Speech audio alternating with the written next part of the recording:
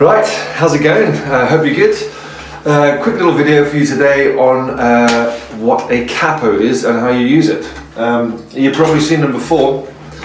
That's what a capo looks like. At least that's what this one looks like, because they're all different shapes and sizes. But you've probably seen them hanging around on the neck of a guitar at some point. Okay, so capo, I believe it comes from the Italian word capo tasto. I'm not going to try and pronounce that or put an accent on it properly for you. Capo meaning head, and tasto key or fret. But essentially it's used to describe the nut, which, as you know, this is the nut on the guitar. It's used to describe the nut for the string family, which is, think orchestra, so violins, viola, cello and double bass, all those guys together, all the string family. Unfortunately, the guitar doesn't really have a family. It's a bit of an orphan. It's a folk instrument, folk meaning people. And so it sort of exists on its own. You don't really see it in an orchestra, although you do have guitar orchestras, but they just tend to be full of guitars. Anyway, I digress. So, capo. So you can see the kind of idea behind it, because it's describing the nut. See, you can hopefully understand the idea behind it. It's describing the nut, okay? Now this particular one, if you look at this bit here, that's like a big finger. It's actually got a rubber pad, and when you put it on the instrument, I'll show you how to do it properly in a second. But like when you put it on the instrument, it's like having your finger covering all the strings. You can see it's very similar to how you would maybe cover all the strings with your finger, but here you can see it's covering all the strings. It sits on the back of the guitar like so. It's also got rubber to protect it, and they all, like I said, all the work in different ways, but effectively it's not rocket science. It's like a little mouth that just chomps down on the guitar. So applying it is probably the main thing we need to focus on today, rather than what's going on. So you can, my next student's here. Right, hello, I'm back. So that was awesome. He'd practiced. We were learning a Zephyr song by Red Hot Chili Peppers. It's got a lovely key change in the middle. So speaking of key changes, capos, right? I was showing you how to put one on. I think that's the most important thing to learn, right? Excuse me. Right, so as we spoke about, it's like a big finger. So wherever your finger goes, whether you're fretting a single note or covering or barring, to be looked at in another video, you want to be nice and close to the fret, but not on top of it. Okay, same principle applies with the capo. I'm going to be capoing or putting my capo on the 3rd fret, and you can hopefully see that I'm nice and close to the fret, but not on top of it. Okay, it's not interfering. You might have seen me giving a little wiggle just to kind of settle it down. This is a really cheap one.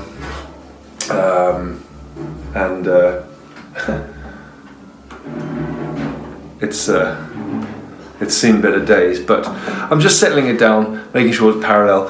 Some people prefer it a little bit further away. That's okay. Depending on how strong the string is, that should hold down the strings. But the point is that we want to check that the strings are still making a noise, okay? Because if they're not making a noise, something's gone wrong here. It's not rocket science. Okay. However, I would suggest a couple of points for you. Okay. Bad, not good. Remember, we're on the 3rd fret, so that's also rubbish. That probably, you can hear that. Buzzy, that's gone wrong. But like I said, it's not rocket science, right? Nice and close to the fret, squidge it in, bed it down, and there it is, okay? A mistake I often see is that when people put it on, you can see it's caught the string, and the strings are, it's not a very strong one, but if it's a strong capo, you might end up with something like that. It's quite hard to demonstrate, but just make sure the strings are parallel, you know, the tension, make sure that they can run through freely and that the capo is just literally squeezing down, that it's not pulling any strings. You can see it's held at, right? And that's gonna be pull your string slightly out of tune. Other than that, that's what it is, capo. So if that's what you tuned in for, how to put a capo on, then feel free to go off and try it yourself. But I want to explain a little bit more about what it does. Okay. Now you can imagine me putting the capo on the nut. Okay. The white bit is the nut. As you know, it's not actually doing anything. Okay, because the nut's doing something. But if I was to put the capo on the first fret, it's like I've brought the nut. Okay, hence the word capo, meaning head. This is the head of the guitar.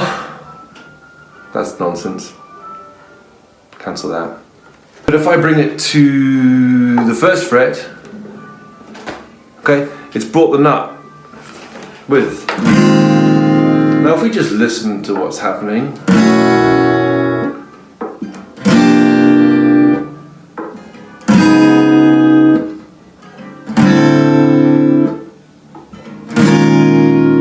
yeah, it's like we've shortened the guitar. Look, it's a little tiny guitar. Up on about the 9th fret, it starts to sound a little bit like a ukulele.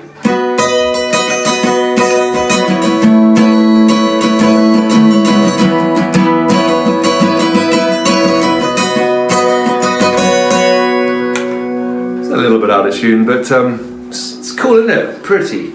Now, musicians will use a capo to make something that is difficult to play easy to play.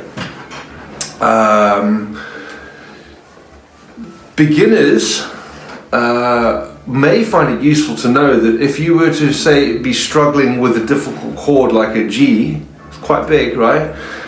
You could then maybe put the capo on the 5th fret and try playing your G there, because if you haven't already noticed, the frets get closer together as they get further up. Again, we'll explain to you why in the lesson on physics versus sound, but because the frets are smaller, it's easier to play the chord. You get into a different problem here when you get really far up the neck, so say on the 10th fret, now the G is kind of almost difficult again in a way, because it's tiny, especially if you've got largish hands like me, but with a bit of practice you can do that. So that's a nice thing to know. If you're struggling with something, you can put your capo up there, and as you get stronger you can then kind of move it further and further down until you take it off, and then by then your fingers are stretched in. The other thing is you might be learning a song and it says capo 2nd fret at the top. That's what that means, put the capo on the 2nd fret. But if you don't have one, don't worry, because you can still practice it without the capo. It's just going to be in a different key. Don't worry too much about that word, but if we can hear this chord down here, it's an E minor, okay? If I put the capo on the, whoa, it's trying to get away from me, on the 9th fret, the E minor now sounds like this. It's actually changed it to C sharp minor, okay? So it's changed the key, or it's changed the chord. Okay, don't worry about that too much, we'll look at that in more detail.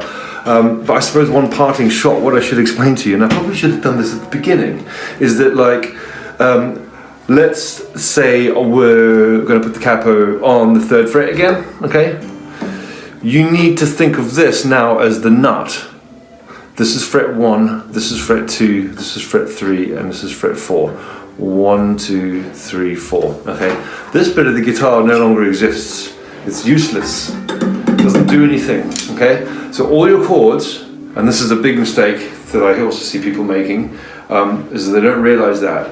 So when they come to playing E minor, we know the E minor needs to be played on the 2nd fret. So put it behind the new 2nd fret, because that's open, 1st fret, 2nd fret, E minor. Hopefully that's as simple as it sounds. The G's there, right? That's the new 3rd fret. The capo's on the 3rd fret, that's the new 3rd fret. Get it right, and it'll sound like a G, but just higher up. And in essence, that's kind of what changing key is. It's taking the same chord and just moving it higher up or lower down. Some people argue that we change key every time we change chord, but again, maybe for the little theory lesson. So I hope that made sense. Have fun with it, experiment. There are many, many different types of capos. They all work in the same way. You get capos where you can select which strings you want a capo or not, little half capos, and they can be used to great effect, especially with alternative tunings to, like I said, achieve something that you wouldn't be able to achieve with the guitar in standard tuning without a capo. Or, like I said, they're used to make an easy song more difficult, a difficult song more easy, and a useful tool for beginners to play up on the sort of smaller end of the fretboard. Yeah, nice one. Good luck. See you next time. Bye.